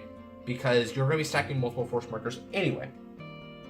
But if you don't have a rearguard here or here anyway, you can decide to balance it out and put it on this empty rearguard, because that way when you call presumably 2 Blaster Darks, they're both going to get 1 force marker apiece, and you maintain very even equivocal lines of power between both Blaster Darks. So now you can see where it gets complicated. Where do you put your force markers? Your force markers are placed based on what your attack pattern is going to be in the next few swings. So, with regards to that, which one is the best? Hey, it's up to you. What's the game state looking like? What do you have in hand? That will really be an arbiter of what you end up having to do, because it may be the only thing you can do to ride, say, a Mordred, because you don't have any more Raging Falls or Raging Forms. So yeah, that's the basic attack pattern. And again, just for reference, this required 5 rear guards, technically 6, because you called 1 just to sack it, 2 counterblast at limit break, and also you needed to have at least 2 Raging Forms on hand and a 3rd ride target. It's not as specific as you think, and you can accomplish it in a lot of games. But yeah, it doesn't always happen, but when it happens, it's quite explosive. It's one of the most explosive turns that this can turn out. Another very explosive turn that we're going to go into is what a Mordred Phantom kill turn looks like. So let's say that you did your Raging Form stuff, right? So you did a couple Raging Forms, and you've got Mordred Phantom out here. Then, bam, bam, you've got a couple force markers as well as one on here. If you're calling Blaster Darks now, bam, bam, then, oh, look at that, 2 more Blaster Darks. You get 2 more force markers. So that means 30, 30, 23. They stand up with a counterblast. And they get 10k. So you just twin drive. Let's say you hit no triggers. Even if you hit no triggers, 40, 40. Big numbers. This can be expanded upon, because what you can do is you can actually sit on a Raging Form, right? So let's just go ahead and say that, yeah, you did the triple attack thing, but you just sat on Raging Form. Here's what you can do. This will cost you force markers, but you gain in attacks. So you can call Blaster Darks anyway, but remember, you don't have Mordred here. You don't get force markers. That's 2 force markers gone. So that's some power that's lost. I don't like this for that, but you can do it. And then, by doing that, you can sort of open up an extra attack, because let's just say you had some Revengers. It can literally be any Revengers, including grade 2s. You're just going to sack them. So, swing, swing, swing, retire 3, ride Mordred. Then swing with Mordred, counterblast, and then stand these guys up with plus 10k. Sure, you're losing 10k for each of them, but that's actually not technically true because you get a force marker off the ride. So that's one thing that can ease it up. Another thing that can ease it up is the fact that since they get 10k from the skill anyway, they're still pretty big. And at some points, like, big is just too big regardless, so the extra 10k doesn't really follow through with regards to having the extra ban attack as a benefit, because you are also maximizing your chance for triggers at that point. You're getting more triggers potentially which you can put on the Blaster Darks because of the nature of how you did your attack turn. You attack with Blaster Darks, and then you attack with Raging Form, so you put all of your triggers on the Blaster Darks that you know are going to stand up because you've got a Mordred. So, that's pretty cool. That's a good synergy. Another way that you can take this is you can, in fact, do a more complex chain with regards to all 3 of these guys. So you've got your Raging Forms, you've got your Mordred, and of course we've got everyone's best friend, or maybe most hated friend if you don't like his skill, Raging Fall Dragon. Again, I still think he's a really great card, guys. So, well, let's just say you had some force markers. Let's say you just did this time around. You've got Raging Form, it went into Raging Form, and you may have the Mordred in hand, but even if you don't, let's say you have the Raging Fall in hand. You ride into Raging Fall. Now, this Raging Fall is a placeholder, and what that means is if you don't have any better ride targets, because you've burned through Raging Forms, and maybe you don't even have Blaster Dark, so this is not good, then he'll be here. But let's say, for instance, that you draw, with his drive checks, right, you draw into stuff like a Mordred, if you draw into more Blaster Darks. The agenda changes. The agenda now changes to where you want Mordred. So then on your next turn, you simply just ride Mordred, and then you call out Blaster Darks, and bada bing, bada boom, you get your more force markers anyway. So it's like a normal Mordred Phantom turn, but now you actually gave yourself a fallback plan if Mordred Phantom didn't work out in terms of getting your resources ready for that turn. So yeah, that's really the essence of Raging Fall, guys. He just gives you that extra layer of security and being able to push no matter what situation you're in. And I like that a lot. So that's where these 3 really can work together. And I guess let's go over a bit of a Raging Fall turn, right? So a Raging Fall turn is actually quite simple. So let's say, yeah, you just had this situation and you rode in a Raging Fall instead. In this case, yeah, having 2 force markers on a van and 1 on a rear is pretty good for Raging Fall, because again, Raging Fall is going to be the meat of your offense that turn, so you're going to want to buff him up more than anything. So let's just go ahead and get some more supporting cast members, right? So you got like a couple of these guys, you've got some Rukeyas, maybe you've got a Renal. As a matter of fact, I'll show you something a bit cheeky about Renal later. So, with regards to that, you're going to go ahead and use our boy Raging Fall to lock. Power to the front row. Lock. Power to the front row. Lock. Power to the front row. So 15, 15, 15. Pretty big numbers. 3 locks. Oh, look at that. We don't have Counterblast? No problem. After all, this card doesn't need a CB3 anymore. It reduced a Counterblast for each of these locked cards. You've got 3, no more CB. So there you go. You swing, you get your drive checks, you pitch, you stand, you swing again, you deliver some of your drive checked earnings if you got, let's say, a crit or a draw or whatever, right? You throw them over here and give it to these guys, or you can throw it to the Vanguard in the first drive check if you're pretty confident they don't have the PG, or even if you do have a PG, that by giving him the crit specifically, then you've essentially put your opponent in a situation where they would have to PG that because it's too lethal otherwise. So it's a very, very nice even-keeled turn. You've got good power lines, you don't need a counterblast for it, and yeah, it's basically Dauntless Drive, but arguably better. And it's as simple as that. One thing you can do to be, like, kind of funny about it, the concept of boosting in a Raging Fall turn isn't really that big. So what you can do is have something like a Renal up front and this Tar2, which is going to get locked anyway in the back row. And so now you've added an on-hit pressure on a force marker there to try and get you a card. And if you get a card off of Renal, then, oh, look at that. You've basically made this a break even in terms of the normal drive check card economy. So that's a really good way of maximizing a turn like this. So yeah, Raging Fall is really great, guys. And those are some of the basic lines of play that you can do with Revengers. As you see, it's a bit amorphous and interchangeable. And that's the point. You should always have an option, an avenue. And really, it is your onus as a pilot of Revengers to be able to see the line of play you need to attack with and build up your hands to most effectively execute that plan of attack. If you aren't paying attention to the way that the game is going and you try to invest in, let's say, a big Raging Form turn, but you didn't have enough Revenger rearguards to make it work, or you don't have enough follow-up, like let's say you only have Raging Forms, then on your next turn, if you still don't have any other grade 3s, then you're stuck with a Vanguard that can't Superior Ride from hand anymore. He's just a vanilla Vanguard at that point. And so you're going to be feeling some sad days for it.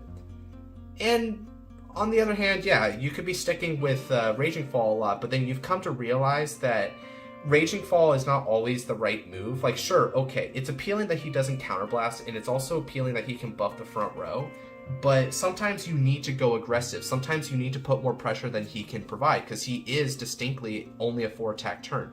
Whereas Raging Form, sure, it's more costly, but it will pressure the opponent to the degree that they will sort of break through. You have to judge where your opponent is at in the game and to see if you need to up the tempo with Raging Form or lower the tempo to a more stable one with Raging Fall. Or heck, just kill him with Mordred, because Mordred is in fact the signature kill him dead maneuver of the Revenger archetype. Alright, so to end off today's video, let's go ahead and go over the strengths and weaknesses of the Revenger deck, as well as give it some final grades, which is another new implementation, but more on that later. So first, strengths and weaknesses. Starting with the strengths of this deck is incredibly powerful in terms of its offensive pushes. The offense that this deck can provide is both powerful and varied. You've got lines of play coming from Raging Form, you've got lines of play coming from Mordred, you've got lines of play coming from Raging Fall, all of which are meant to really just swing at the opponent multiple times and hurt them with pretty big, sizable numbers. You get extra force markers, you get extra Vanguard swings, you even get bigger rearguard swings. It's really predicated on pushing time and time and time again. So yeah, that's a really big strength of Revengers. It's got aggression out the wazoo. Another really big point in Revenger's favor, and this one I will say is a Shadow Paladin point more than it is just this deck specifically, but it's got a really good game against control decks. Raging Form in particular is a guy who excels against something like, say, Kagero, Narukami, Link Joker, and whatnot, because you can essentially empty your board by retiring all of your rear guards and just getting a lot of attacks for it. And because you're emptying your board, then decks that like to paralyze them, retire them, bind them, lock them, they can't do that. Actually, on the subject of locking, Raging Fall actually has an interesting interaction with Starvaders, because if the opponent is locking your rear guards, then you essentially can do a pretty cool play with Raging Form and Raging Fall, because now when you swing with Raging Form, you go into Raging Fall doesn't need to lock standing rear guards anymore to make him combo off of Raging Form, because your opponent's already provided lock cards to make his restand condition enabled. So yeah, you can actually go aggressive even if you're playing against decks like those. This is one of the bigger strengths. That means that you won't stop for anything. Your opponent isn't going to be able to stop you with stuff like that. They're only really going to make you slow down if it feels like you can't kill them. Like, if they have really strong defenses, then you pace it out. And that's another really big point in Revenger's favor, is it is, again, a tempo deck. It can pace out the game as long or as fast as it wants. If you want to go straight to the highway to hell and just bam, bam, bam, hit with 3 Raging Forms, reride, you can do that. It's probably going to be a faster game. If you feel like it's a longer game, then you can probably sit on a Raging Fall, do some basic shenanigans with that, and then finish them off with a Mordred when you feel the time is right. Really, the pace of the game, the agenda of it, can be set by you, but you don't really feel remiss by it changing up on you. If you need to go faster, you can go faster.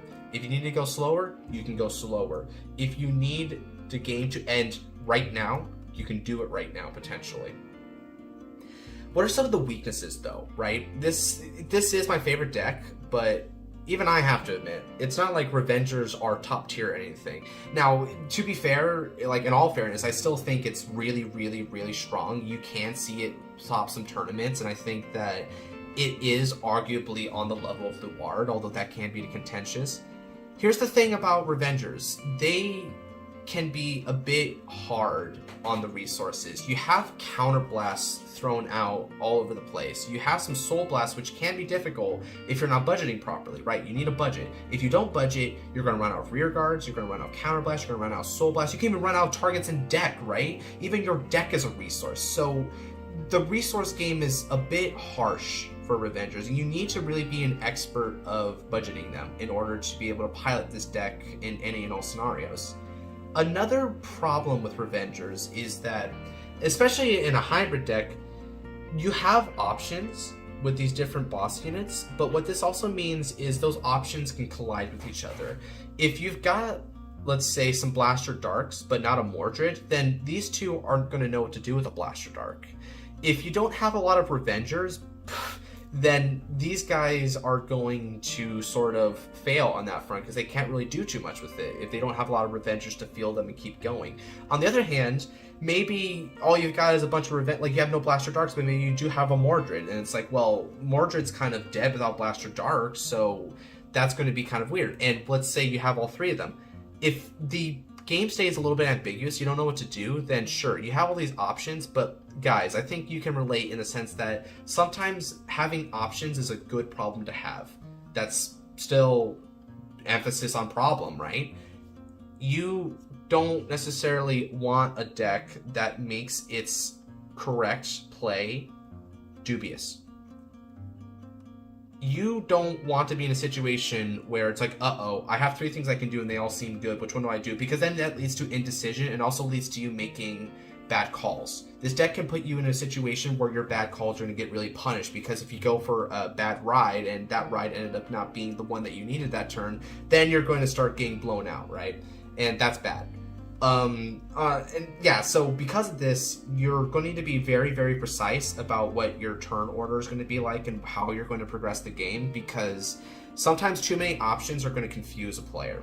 And on that front, you also have to be able to not only understand your position in the game, but your opponent's. If you go for something like Mordred Phantom, which has the Blaster Dark combo with swing, swing, swing, one of the problems with Mordred Phantom is it's really just the Twin Drive. So he doesn't really get you a lot of defensive bonuses, and you don't really have too much follow-up. You kind of invest some resources to get to the point where Mordred Phantom has a bunch of force markers and he's swinging a bunch of times, right? Well, not him, but rather Blaster Darks. Because you're doing that, if you don't kill the opponent with Mordred, or just kill them with any of these other consumptive turns, then you're going to be in a bad shape. They're going to be, if they can clap back on you, then uh-oh, that might be it right then and there. Of course, our offense is our defense. They may not have the resources to mount a serviceable offense, but if you were just, say, swinging to face that van a bunch of times and they still have a board, then that could be enough to just really put you in that terrible position. You might die for it. So you need to consider your opponent's game state and prioritize not necessarily on progressing your own, so much as inhibiting theirs, so that you can progress. That's another part of the tempo deck. You need to set the pace so that you can kill them with the right angle. So that would be the weaknesses. And yeah, they're definitely there, but overall, this deck is still incredibly powerful. It's still very, very strong. And I think it's a great contender in the V-Series format. I'm not sure about the premium implications as of yet. That still requires further study. But with the playtesting I've done in V-Premium, I can tell you guys for a fact that this deck is, at the very least, rogue tier. It's that good. Now, because of this, let's give it some scores. So first off, I'm going to give it a category of 6 things. There's going to be 6 basic stats that I give a deck from here on out. And what better progenitor of this method of ranking than with my favorite clan, right? So let's see what Revengers are made of on the scale. First off, offense. This is a 5. I know this might be biased, and right off the bat I'm giving it a 5 out of 5, but seriously, as I've explained, this deck is all about kill them dead. It's got so much offense. It's got offense from different sources. These push and the ceilings of them are quite high. Having 3 attacks with 3 of them being Vanguards, potentially, hell, you can even have 4 attacks potentially with the Vanguard if you do a very particular combo. But regardless, yeah, you're going to always be able to mount some sort of offense and hurt them pretty badly. So yeah, it's got to be a 5 out of 5. It sort of sacrifices in other categories, but yeah, I don't feel bad at all, and I do not hesitate to say that this thing has one of the greatest offenses in this game if you line things up correctly, mainly because of Mordred. So in terms of defense though, I'm going to give the defense of Revengers a solid 4. So, Revengers do have pretty freaking good defense, and the reason why it has good defense is because it has a lot of these extra drive checks coming in. Raging 4 in particular is fantastic for this, because you essentially convert field quality into hand quality. You turn what was offensive units into defensive units. It's out of 5 because there's nothing that's really big shieldy. Like, you don't really have defensive skills. You just have an offense that churn out a lot of hand economy to be a defense. So Revengers aren't going to die for a little while, I think. Not unless you had a really bad hand. You don't kill them very easily. But it's not perfect because sometimes you're going to burn the candle on both ends. And when you're using a lot of cards to guard in hand, you still need to keep in mind that what got you those cards was a result of sacking your field. So you need to get your field back. So it's like, uh-oh, are you going to have enough cards to do both of those things? To be able to mount a strong offense and a strong defense? It's tricky sometimes. So it's not a perfect defense, but giving it a 4 I think is fair because it's still able to ward off most threats pretty securely because of all those extra drive checks that you're permitted. Now, consistency. Consistency is going to get a 3.5. And this one I contended back and forth. I feel that the consistency category in particular can really go up and down depending on how you want to build Revengers. In this hybrid build, 3.5 is perfect, but if you wanted to, say, go to a Raging Fall version and exclude Mordred, this would go up to like a 4 or even a 4.5 because then it's just pure Revengers. There's no conflict with your names. But if you, on the other hand, wanted to just keep it with Mordred Raging, then yeah, you're probably going to get anywhere between a 3 and a 3.5. Why is that? The reason for that is because you have, as a plus to the consistency, you have a lot of calling from the deck. Raging Form can call from the deck. You're able to add cards with the effect of Renal. You're able to revive them. You're also able to just straight up revive like a grade 2 as well as a Blaster Guard specifically. Thanks to the effect of Rakia, you're able to call any grade 1 or less Revenger from the deck with Tar 2. You've got a lot of ways of getting cards, and not just like random cards. These are cards that are like more or less your choice. Renal's a little bit contentious on the choice, and heck, by that very nature, Rukia is also a top 3, but these are good +1s. These will field stuff for you, and these ones in particular field stuff that's very specific. You can add any grade 1 to the field with this, same with Tar 2. This will get you a Blaster Guard specifically. This will also get you a grade 2 with its other skill, so Rocky is actually really cool because he has 2 different ways to net you field units. One by ride, one from ride, and one from a main phase skill on Rearguard. So yeah, that's the really big plus of the consistency. You can really churn out units. The problem with it, though, is because you have these different lines of play, you're not always going to get what you need. You need Blaster Guards, you don't always have them. You need a lot of Revengers, but surprisingly, that doesn't always happen. It's kind of phenomenal how that doesn't always happen, but sometimes you're just overloaded with triggers, or heck, you just happen to get too lucky and have too many Blaster Guards. Even to the point where you're running less crits in order to make draws a thing, and you're even running 2-2 ratio of each of your heals. All of that really makes it to where if you've got the right pieces for the situation, you're golden. If you don't, things can be a little bit rough. You're going to have to play awkwardly until you do that. You can actually stall yourself out sometimes with that.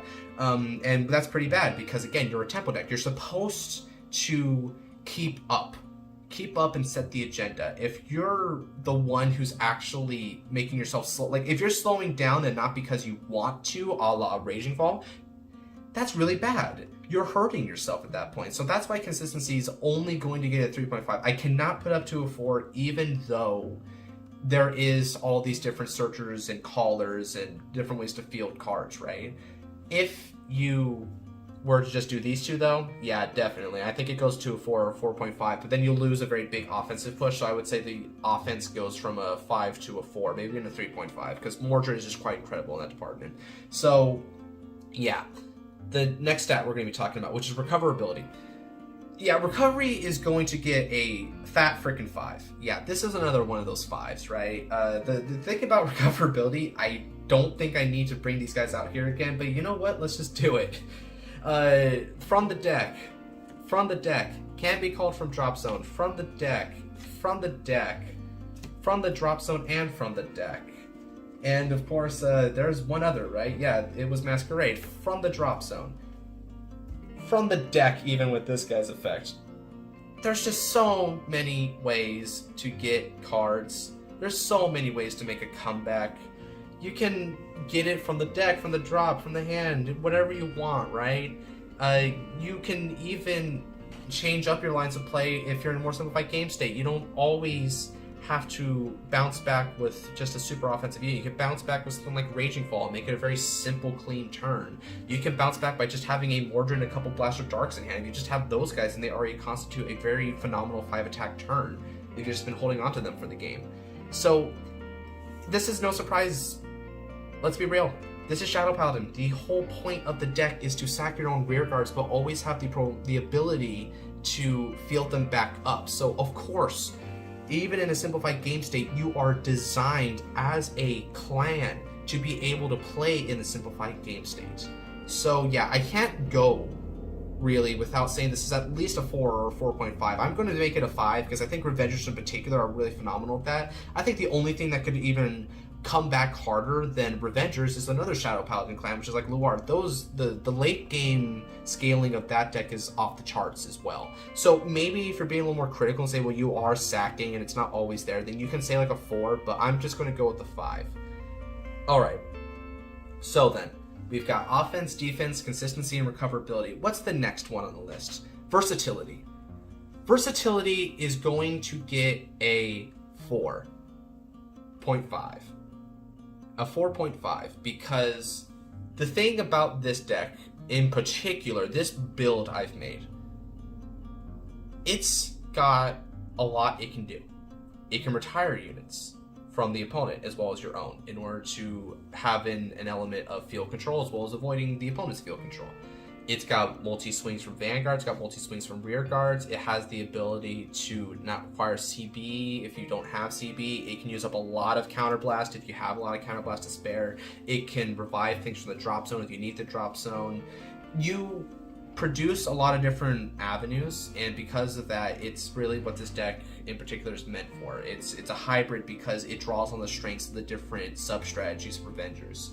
It hurt the consistency department, though. We've already went over that. It hurt consistency, but now we're seeing the up end of that, which is its versatility goes way up.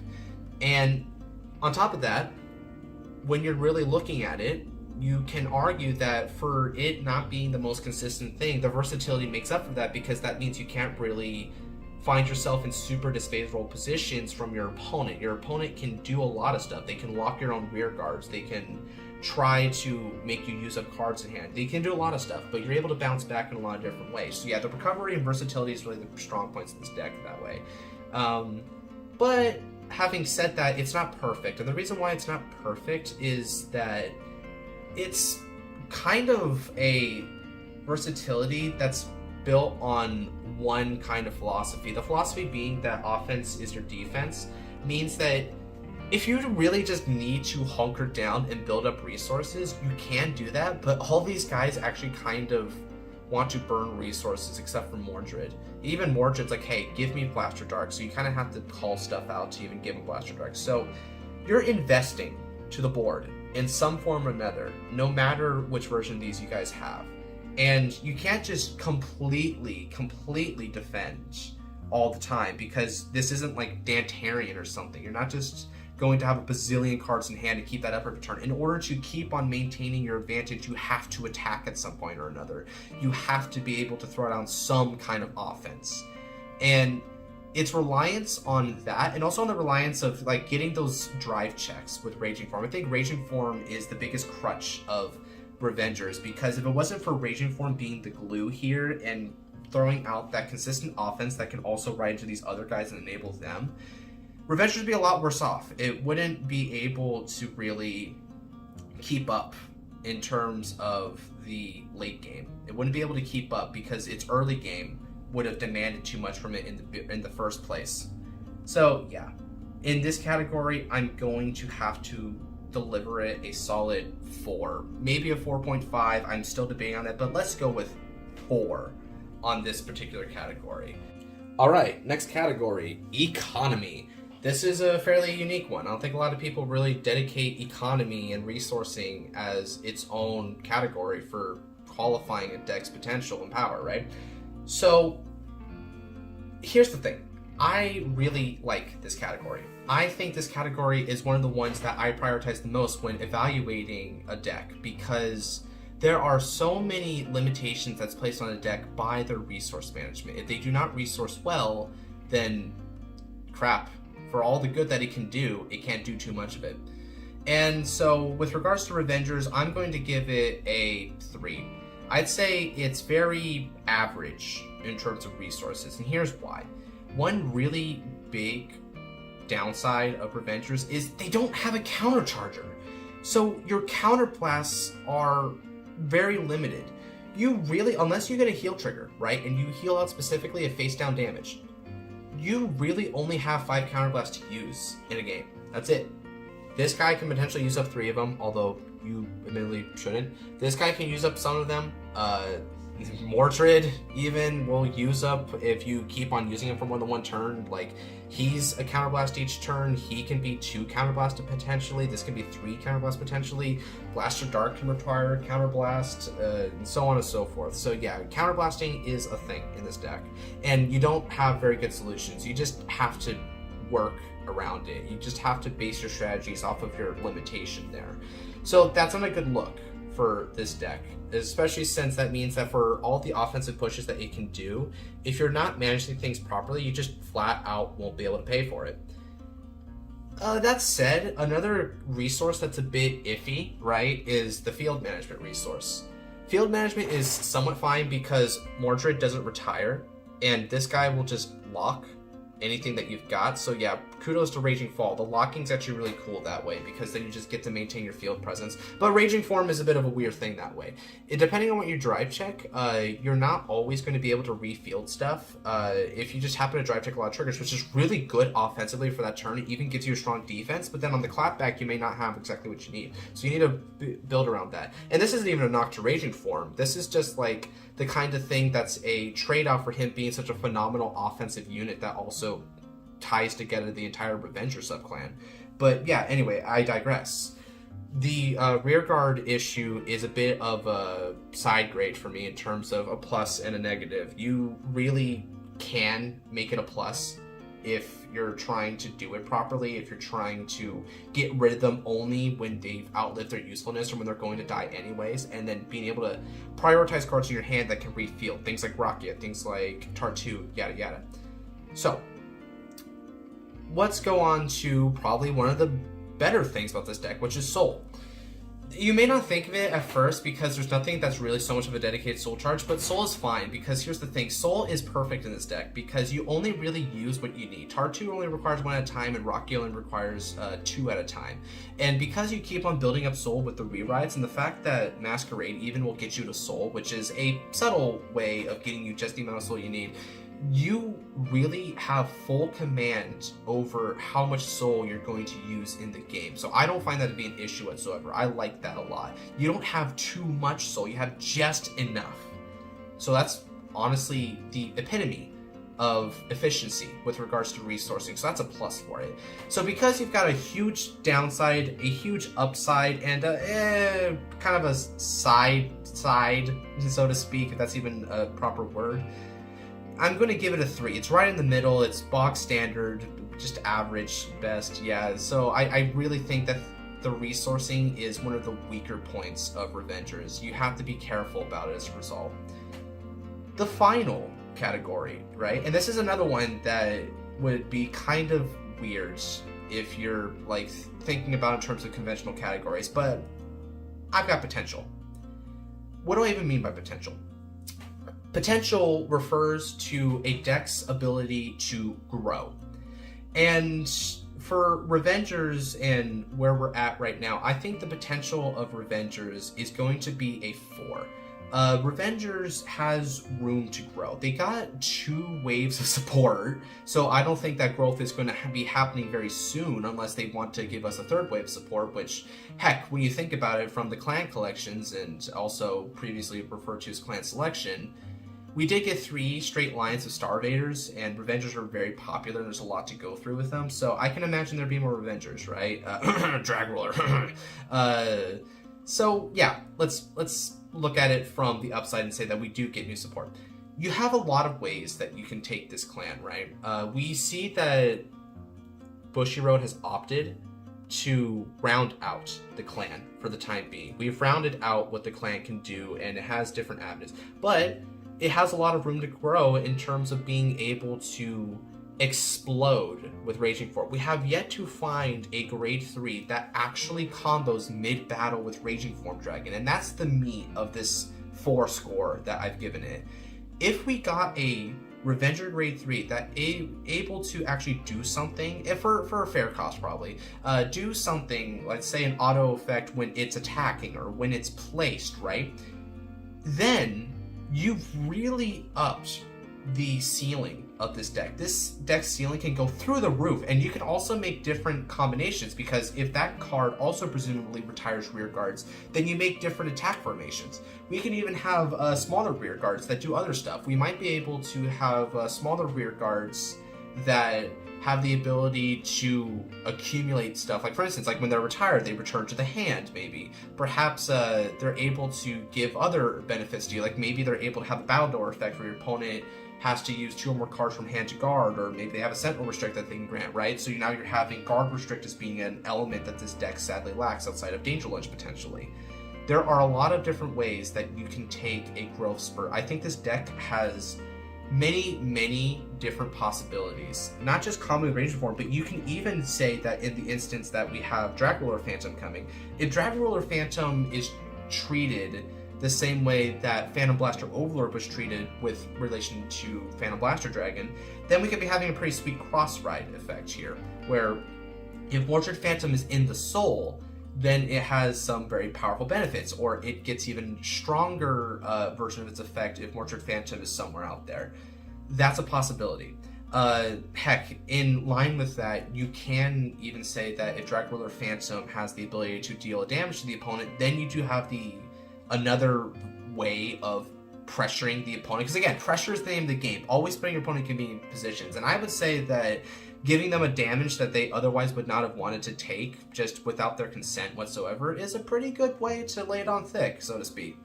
So yeah, that, and also we can see that if we get, and this is sort of my wish list, right? If I want anything for Christmas from Bushiroad this year, I want it to be Blaster Dark Revenger. And not just any Blaster Dark Revenger. I want it to be Blaster Dark Revenger with the skill to be treated as Blaster Dark. If they do this, if they give us a Blaster Dark Revenger that's treated as Blaster Dark, then, my god, you are going to see way more synergy here.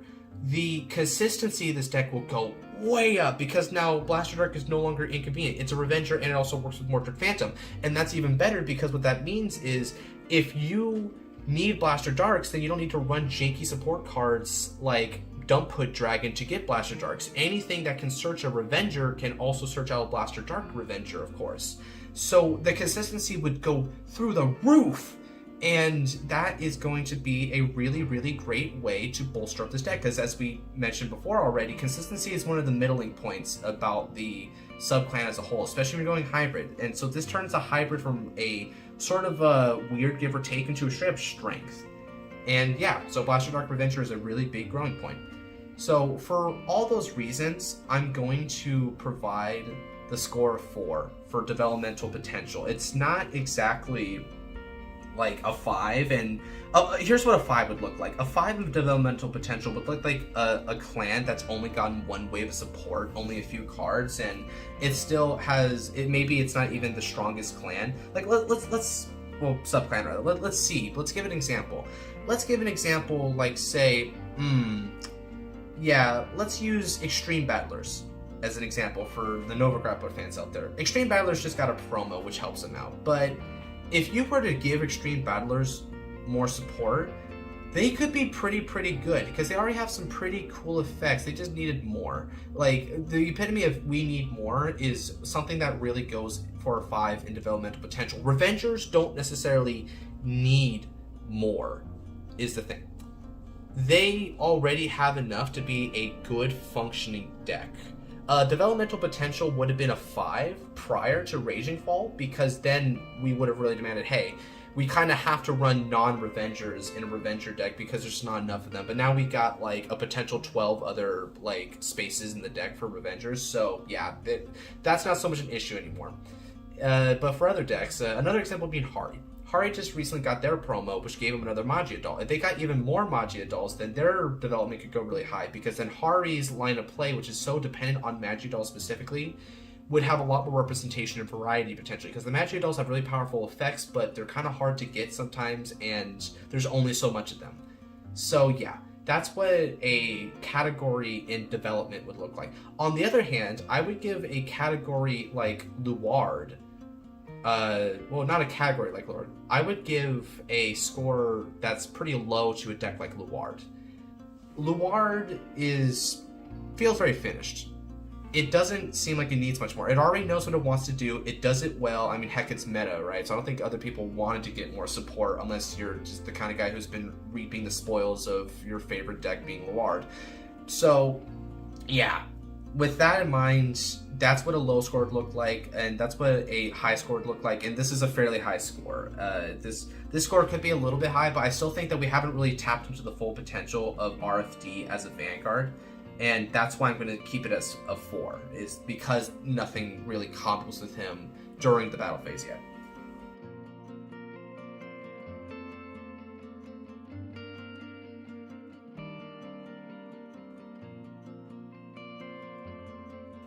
And that'll do it for my update / introduction of the Revenger deck. Now, if any of you feel like there's any bad ratios or bad options, or if you think that running all 3 as a hybrid build is not the correct way to play Revengers, please let me know in the comments down below. I gave this deck a good amount of play testing, but it hasn't been super massive amounts of play testing, as you can tell because of the release in which Raging Fall and his companions came out in. It hasn't been weeks upon weeks, right?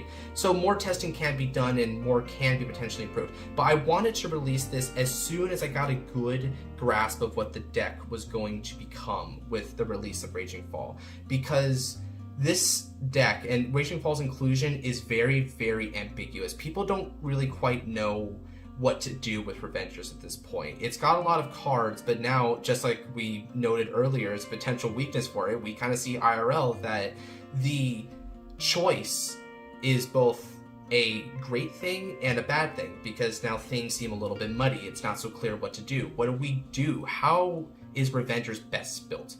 I wanted to assert my 2 cents on this. I feel that as an avid fan of Revengers, that by releasing this video as soon as I could within reason, that this would trailblaze the face of Revengers moving forward. And again, if there's anything that I can do to improve, or if there's any options that I failed to mention, or heck, even combos that could open up the potential beyond what I've discussed here today, please do let me know. And if you have any comments for future videos, say perhaps a Royal Paladin video, I'm thinking of making MLB, or perhaps even a tier list video. I'm trying to expand out and work on something with my buddy Fourth Fall. So yeah, you guys should check out his channel too, because he has a Maelstrom reverse video coming, and let's say, oh boy, that was quite the strong sauce that Maelstrom got added to their arsenal. But anyway, that's beside the point, right? Thank you again, everyone, and God bless.